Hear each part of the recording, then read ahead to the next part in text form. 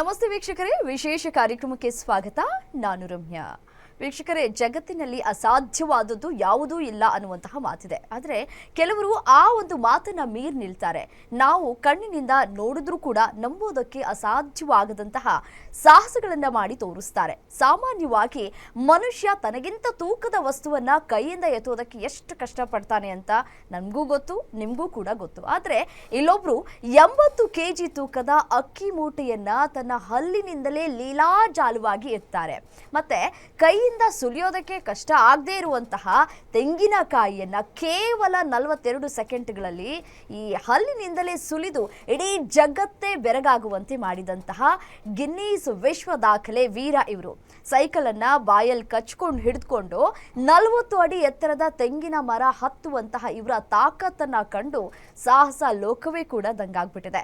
ಕೇವಲ ದೈಹಿಕ ಶಕ್ತಿ ಮಾತ್ರ ಅಲ್ಲ, ನೂರಾರು ಬಡ ಮಕ್ಕಳಿಗೆ ಅಕ್ಷರ ದಾಸೋಹ ನೀಡ್ತಾ ಇರುವಂತಹ ಮಾನವೀಯತೆಯ ಸಾಕಾರ ಮೂರ್ತಿ. 69ಕ್ಕೂ ಹೆಚ್ಚು ಪ್ರಶಸ್ತಿಗಳನ್ನ ಮುಡಿಗೇರಿಸಿಕೊಂಡಿರುವಂತಹ ರಾಮನಗರದ ಈ ಹೆಮ್ಮೆಯ ಪುತ್ರ, ಸಾಧನೆಯ ಶಿಖರ ಏರಿದಂತಹ ಧೀಮಂತ ವ್ಯಕ್ತಿ ಅವರೇ ಗಿನ್ನೀಸ್ ರೆಕಾರ್ಡ್ ವಿಜೇತ ನಮ್ಮೆಲ್ಲರ ಗೌತಮ್ ವರ್ಮಾ ಅವರು. ಬನ್ನಿ ಅವ್ರನ್ನ ಕಾರ್ಯಕ್ರಮಕ್ಕೆ ಸ್ವಾಗತ ಮಾಡೋಣ. ವರ್ಮಾ ಅವರೇ, ನಿಮ್ಮ ಈ ಅದ್ಭುತ ಸಾಧನೆಯ ಪಯಣವನ್ನ ತಿಳಿಯೋದಕ್ಕೆ ನಾವು ಕೂಡ ಕಾತರರಾಗಿದ್ದೇವೆ. ಕಾರ್ಯಕ್ರಮಕ್ಕೆ ಸ್ವಾಗತ ನಿಮಗೆ. ನಮಸ್ಕಾರ ಸರ್, ಈಗ ನಿಮ್ಮ ಈ ಒಂದು ಅಸಾಮಾನ್ಯ ಸಾಹಸದ ಹಾದಿಗೆ ಮೊದಲು ಕಿಡಿ ಹಚ್ಚಿದವರು ಯಾರು? ನೋಡಿ, ಸಾಮಾನ್ಯವಾಗಿ ನಾವೆಲ್ಲರೂ ಕೂಡ ಒಂದು ಮಚ್ಚಿಡ್ಕೊಂಡು ತೆಂಗಿನಕಾಯಿನ ಸುಲಿಯೋದಕ್ಕೆ ಎಷ್ಟು ಸಾಹಸವನ್ನು ಪಡ್ತೀವಿ, ಎಷ್ಟು ಕಷ್ಟಪಡ್ತೀವಿ. ಆದರೂ ಕೂಡ ನೀವು ಲೀಲಾಜಾಲವಾಗಿ ನಿಮ್ಮ ಹಲ್ಲನ್ನು ಬಳಕೆ ಮಾಡಿಕೊಂಡು ತೆಂಗಿನಕಾಯಿನ ಸುಲಿತೀರಿ, ಸೈಕಲನ್ನು ಈ ಒಂದು ತೆಂಗಿನ ಮರದ ಮೇಲೆ ಎತ್ಕೊಂಡು ಹತ್ತುತ್ತೀರಿ ಅಂತಂದರೆ ನಿಜಕ್ಕೂ ಆಶ್ಚರ್ಯ ಆಗತ್ತೆ. ಈ ಒಂದು ಸಾಹಸದ ಹಾದಿಗೆ ಮೊದಲು ಕಿಡಿ ಹಚ್ಚಿದವ್ರು ಯಾರು? ಮತ್ತು ಯಾರನ್ನಾದ್ರೂ ನೋಡಿ ಈ ಒಂದು ನಿರ್ಧಾರ ಮಾಡಿದ್ರ ಹೇಗೆ ಅಂತ? ಮೇಡಮ್ರೆ, ನಾನು 95 SSLC ಫೇಲ್ ಆಗಿ ದನಗಳು ಮೆಸ್ಕೊಂಡಿದ್ದೆ. ಆ ಟೈಮಲ್ಲಿ ನಾನು ನಮ್ಮ ಮನೇಲಿ ಟಿ ವಿ ಇರಲಿಲ್ಲ, ಬೇರೆಯವ್ರ ಮನೇಲಿ ಟಿ ವಿ ನೋಡಬೇಕಾದ್ರೆ ರಾತ್ರಿ 11 ಗಂಟೆಗೆ ಗಿನ್ನೀಸ್ ರೆಕಾರ್ಡ್ ಅಂತ ಒಂದು ಬರ್ತಿತ್ತು ಆ ಕಾರ್ಯಕ್ರಮ. ಆ ಕಾರ್ಯಕ್ರಮದಲ್ಲಿ ಟಿ ವಿಲಿ ನೋಡಬೇಕಾದ್ರೆ ಯಾರೋ ಒಬ್ಬರು ಕೇರಳದ ಜಾರ್ಜ್ ಅಂದ್ಬಿಟ್ಟು ತೆಂಗಿನಕಾಯಿನ 5 ನಿಮಿಷಕ್ಕೆ 3 ತೆಂಗಿನಕಾಯಿನ ಅಲ್ಲೆಲ್ಲಿ ಸುಲಿದಿದ್ರು. ನಾವು ವ್ಯವಸಾಯ ಮಾಡ್ತಿದ್ವಲ್ಲ, ನಮ್ಮ ತಂದೆಯವರು ವ್ಯವಸಾಯ, ಹಾಗಾಗಿ ನಮ್ಮದು ಬಡ ಕುಟುಂಬ, ನಾವು 5 ಜನ ಅಣ್ಣ ತಮ್ಮಂದಿರು. ನಾವು ಹೊಟ್ಟೆಪಾಡಿಗೋಸ್ಕರ ಈ ತೆಂಗಿನಕಾಯಿನ ಸುಲಿಯೋಕ್ಕೆ ಪ್ರಾರಂಭ ಮಾಡಿದೆ. 96, 97 ನಮ್ಮೂರಲ್ಲಿ ಪಟ್ಲಿ ಅಂತಂದರೆ ಕುಸ್ತಿಗೆ ಬಹಳ ಫೇಮಸ್ಸು. ಆ ಕುಸ್ತಿ ಆಡಬೇಕಾದ್ರೆ ಇದು ನಾನು ಏನಾದ್ರು ಒಂದು ವಿಶೇಷವಾಗಿ ಸಾಧನೆ ಮಾಡಬೇಕಂತ ಹೊರಟಾಗ ಈ ತೆಂಗಿನಕಾಯಿ ಕೆಳಗೆ ಬಿದ್ದು ಆ ತೆಂಗಿನಕಾಯಿ ಸುಲಿತಿದೆ. ಆವಾಗ 97ನಲ್ಲಿ ದೇವೇಗೌಡರು ಪ್ರಧಾನಮಂತ್ರಿ ಆಗಿದ್ರು ಮೇಡಮ್. ಆವಾಗ ನಮ್ಮಣ್ಣ, ದೇವೇಗೌಡರು ಆ ಫ್ಲೈಟ್ ಹೋಯ್ತಾ ಇದೆ ನೋಡೋ, ದೇವೇಗೌಡರು ಫ್ಲೈಟಲ್ಲಿ ಹೋಯ್ತವ್ರೆ ಅಂತ ಅಂದರು. ಏನೋ ಮಾಡಿ ದೇವೇಗೌಡರು ಭೇಟಿ ಮಾಡಬೇಕು ಅಂತ. ಆ ದೇವೇಗೌಡರು ಭೇಟಿ ಮಾಡಬೇಕಂತಂದರೆ ಏನಾರ ಒಂದು ವಿಶೇಷ ತೋರಿಸ್ಬೇಕಲ್ಲ. ಹಾಗಾಗಿ ಆ ಹಳ್ಳಿಲಿ ತೆಂಗಿನಕಾಯಿ ಸುಲಿದು ಎಲ್ಲರಿಗೂ ತೋರಿಸ್ತಿದ್ದೆ. ನನಗೆ 10 ರೂಪಾಯಿ 20 ರೂಪಾಯಿ ಕೊಡ್ತಿದ್ರು. ಒಂದು ಪ್ರಥಮವಾಗಿ ದೇವೇಗೌಡರು ಮುಂದೆಗಡೆ ಒಂದು ತೆಂಗಿನಕಾಯಿ ಸುಲಿದೆ. ಅದು ನನಗೆ ಭಾಳ ಇಂಪ್ರೆಸ್ ಆಯ್ತು. ಯಾಕೆಂದರೆ ಪ್ರಧಾನಮಂತ್ರಿಯವರ ಮುಂದೆಗಡೆ ತೆಂಗಿನಕಾಯಿ ಸುಲಿದಿದ್ದು ನನಗೆ ಭಾಳ ಇದಾಯಿತು. ಹಳ್ಳಿಲಿ ತೆಂಗಿನಕಾಯಿ ಸುಲಿದು ಪ್ರಾರಂಭ ಮಾಡಿದೆ. 98, 99 ರಾಜ್ಕುಮಾರ್ ಕಾಡ್ಗೆ ಹೋದರು. ಆವಾಗ 99ನಲ್ಲಿ ಮೇಡಮ್ರೆ ಏನಾಯ್ತು ಅಂದರೆ, ವಿಶೇಷವಾಗಿ ಕಾಡಿಗೆ ಹೋದಾಗ ಎಲ್ಲ ರಾಜ್ಯಾದ್ಯಂತ ವಿಶೇಷ ಪೂಜಾ ಪುರಸ್ಕಾರಗಳು ಮಾಡ್ತಾಯಿದ್ರು.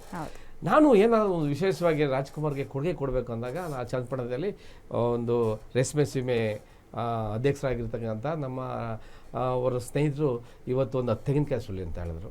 ಆ ಸುಲಿಯೋದಾಗ ಅದು ನಾನು ಸುಲಿತೆ ಅಂತ ಅಂದ್ಬಿಟ್ಟು ಬಸ್ ಸ್ಟ್ಯಾಂಡಲ್ಲಿ ರಾಜ್ಕುಮಾರ್ ಬಿಡುಗಡೆ ಆದರೆ ತೆಂಗಿನಕಾಯಿ ಸುಲಿತೆ ಅಂತ ಅಂದ್ಬಿಟ್ಟು ತೆಂಗಿನಕಾಯಿನ 10 ತೆಂಗಿನಕಾಯಿ ಸುಲಿದೆ. ಎಲ್ಲ ಟಿ ವಿಲಿ ಪೇಪರಲ್ಲಿ ಎಲ್ಲ ಬಂದ್ಬಿಡ್ತು. ತುಂಬಾ ಖುಷಿ ಆಯಿತು ಮೇಡಮ್ ನನಗೆ. ಆವಾಗ ಏನಾಯಿತು, ರಾಜ್ಕುಮಾರಿಂದ ಕಾಡಿಂದ ಬಂದರೆ 51 ತೆಂಗಿನಕಾಯಿನ ಹಲ್ಲಲ್ಲಿ ಸುಲಿತೆ ಅಂತ ಅಂದು ಒಂದು ಸ್ಟೇಟ್ಮೆಂಟ್ ಕೊಟ್ಟೆ. ಅದು ನಿಜವಾಗ್ಲೂ ಅದ್ಭುತವಾಗಿತ್ತು. ಅವ್ರು ಬಂದು ಮಾರನೆಗೆ ನನಗೆ ಸಾರಗೋವಿಂದ್ಗೆ ಥ್ಯಾಂಕ್ಸ್ ಹೇಳಬೇಕು. ಸಾರಗೋವಿಂದ್ರು ನನ್ನ ರಾಜ್ಕುಮಾರ್ ಹತ್ರ ಕಟ್ಕೊಂಡೋದ್ರು. ಅವ್ರ ಮುಂದೆಗಡೆ ಒಂದು ತೆಂಗಿನಕಾಯಿ ಸುಲಿದೆ. ಮತ್ತು ಆ ತೆಂಗಿನಕಾಯಿ ಸುಲಿದೋದಕ್ಕೆ ಅವರು ನಿಜವಾಗ್ಲೂ ಎಷ್ಟು ಖುಷಿ ಪಟ್ಟರು ಅಂದರೆ, ಜೊತೆಲಿ ಊಟ ಮಾಡಿದೆ. ಅವತ್ತಂತೂ ನನಗೆ ಮೆರಕಲ್ಸ್. ಅವ್ರು ಆದಮೇಲೆ ಇವತ್ತು ಒಂದು 25 ವರ್ಷ ನನ್ನ ಸಾಧನೆಗೆ ಸರ್ ಮೇಡಮ್. 25-26 ವರ್ಷ ಆಗಿದೆ. ವಿಶೇಷವಾಗಿ ಎಲ್ಲ ಮಾಡ್ಕೊಂಬಂದಿದ್ದೀನಿ ಮೇಡಮ್. ಓಕೆ, ಗೌತಮ್ ವರ್ಮಾ ಅವರೇ, ಎಲ್ಲಿ ಹುಟ್ಟಿದ್ದು ನೀವು?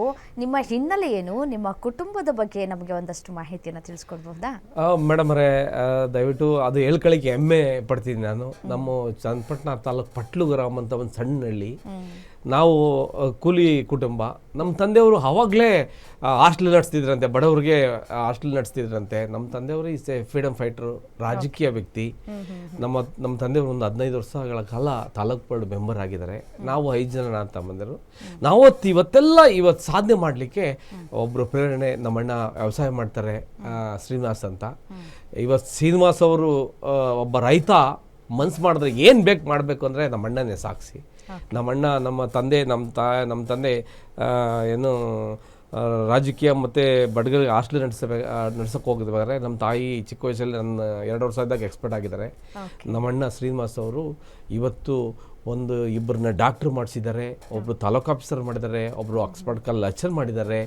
ಮತ್ತು ಒಬ್ಬ ರೈತ ಮನ್ಸು ಮಾಡಿದ್ರೆ ಏನು ಬೇಕು ಮಾಡಬೇಕಂದ್ರೆ ನಮ್ಮಣ್ಣವರು ನನಗೆ ತುಂಬ ಪ್ರೇರಣೆಯಾಗಿ ಅಂದ್ರೆ ಆ ತಾಯಿ ಸ್ಥಾನವನ್ನ ತುಂಬಿ ನಿಮ್ಮನ್ನ ಲಾಲನೆ ಪಾಲನೆ ಬೆಳೆಸಿ ಒಂದು ಒಳ್ಳೆ ವಿದ್ಯಾಭ್ಯಾಸವನ್ನ ಕೊಡಿಸಿದ್ದಾರೆ ಅಂತ ಹೇಳ್ತೀರಿ. ಹೌದು ಮೇಡಮ್, ವಿದ್ಯಾಭ್ಯಾಸ ಕೊಟ್ಟರು. SLC ಫೇಲ್ ಆಯಿತು. ಏನಾರ ಒಂದು ಜೀವನಕ್ಕೆ ಒಂದು ದಾರಿ ಹುಡುಕ್ತಾ ಇದ್ದಾಗ ನನಗೆ ಸಿಕ್ಕಿದ್ದೆ ಈ ತೆಂಗಿನಕಾಯಿ. ತೆಂಗಿನಕಾಯಿ ಆದಮೇಲೆ ನಾನು ಆ ತೆಂಗಿನಕಾಯಿ ಸುಲಿದಾದ್ಮೇಲೆ 2002ರಲ್ಲಿ ಇಂಡಿಯಾ ಪಾಕಿಸ್ತಾನ ಮ್ಯಾಚ್ ಇತ್ತು. ರಾಜ್ಕುಮಾರ್ದಾಯಿತು. ರಾಜ್ಕುಮಾರ್ ನನಗೆ ಒಂದು ಭಾಳ ಪ್ರೇರಣೆ. ನನಗೆ ಪುನೀತ್ ಅವರು ನನಗೆ ಒಂದು 5,000 ರೂಪಾಯಿ ನನಗೆ ಸಹಾಯ ಮಾಡಿದ್ರು, ಅದು ಪ್ರೇರಣೆ ಆಯಿತು. ಅದೇ ನಾನು ಫಸ್ಟ್ ದುಡ್ಡು ನೋಡಿದ್ದು, ನಾನು 5,000 ಒಂದೇ ಸತಿ ನೋಡಿದ್ದು. ಅದಾದಮೇಲೆ ರಾಜ್ಕುಮಾರ್ ಆದಮೇಲೆ ದೇವೇಗೌಡರು ಆಯಿತು, ರಾಜ್ಕುಮಾರ್ ಆಯಿತು.